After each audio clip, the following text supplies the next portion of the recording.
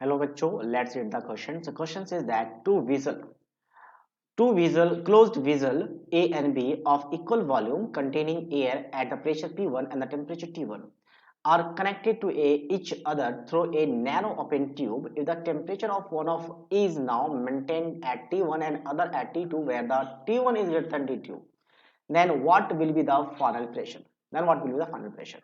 क्या कहा गया है सबसे पहले यहाँ पे कि आपका दो कंटेनर होंगे जो कि एक नैरो ट्यूब से कनेक्टेड है। इनिशियली दोनों का टेम्परेचर T1 है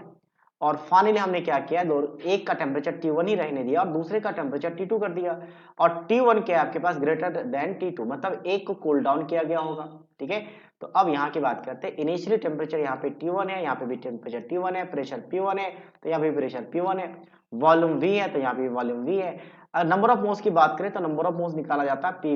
पीवी बाय आरटी से, PV by RT, PV RT से ये फॉर्मूला बन जाएगा। तो प्रेशर वॉल्यूम टेम्परेचर सेम है तो नंबर ऑफ मोल्स यहाँ पे N1 क्या आ जाएगा P1V बाय T1 और यहाँ पे भी नंबर ऑफ मोल्स क्या आ जाएगा आपका P1V बाय RT1, दोनों सेम रहेगा। ठीक है, अब T1 is greater than T2 यानी कि यहाँ पे T1 को मेंटेन किया गया और यहाँ पे T2, तो T2 को कूल डाउन किया गया होगा, टेम्परेचर रिड्यूस हुआ होगा तो उसमें क्या होगा, प्रेशर कम हो जाएगा तो कुछ मॉलिक्यूल्स एयर के डिस्प्लेस्ड हो जाएंगे सेकंड कंटेनर की तरफ, तो इसमें नंबर ऑफ मोल्स क्या होगा, डिक्रीज हो गया और इसमें नंबर ऑफ मोल्स कितना डिक्रीज हो गया तो x मान लिया, तो इसमें क्या हो जाएगा आपका इंक्रीज हो जाएगा तो उसको मैं x मान लेता हूं। ठीक है, अच्छा यहां से अगर मैं नंबर ऑफ मोल्स निकालूं तो प्रेशर ये जब मूव करेगा तो एक टाइम के बाद इक्विलिब्रियम पे आ जाएगा और उस टाइम दोनों साइड प्रेशर सेम हो जाएगा तो मैं प्रेशर P मान लेता हूं।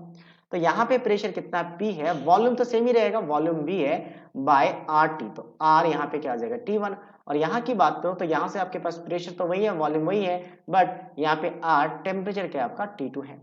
तो initial number of moles initial is equals to number of moles final, क्योंकि ओवरऑल नंबर ऑफ मोल्स तो कंजर्व रहेगा, मास कंजर्व है, तो इनिशियल नंबर ऑफ मोल्स कितना आपके पास, दोनों का ऐड कर लेते हैं P1V by R T1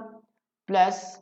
P1V by R T1 यानी 2 टाइम्स हो जाएगा इज इक्वल्स टू, इन दोनों का ऐड कर लेते हैं तो PV कॉमन आ जाएगा तो PV बाय R कॉमन आ गया तो क्या बचा 1 bye T1 plus of 1 bye T2। अच्छा इसको मैं अगर देखूं तो ट्वाइस ऑफ, इसको लिख सकता हूं twice of P1V by R T1 is equals to हो जाएगा PV बाय R, इसको मैं एलसीएम ले लो तो एलसीएम लेने के बाद क्या हो जाएगा आपका T2 T1,